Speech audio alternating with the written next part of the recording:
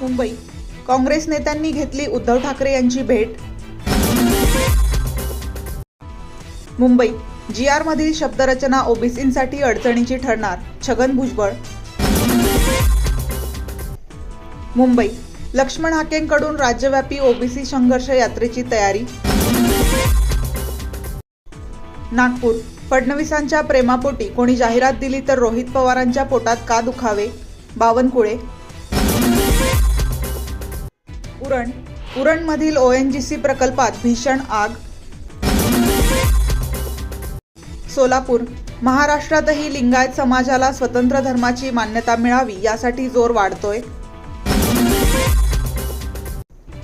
वाशिम, समृद्धी महामार्गावर 2.5 कोटींची वॅक्सिन चोरी, आंतरराज्यीय टोळीला अटक.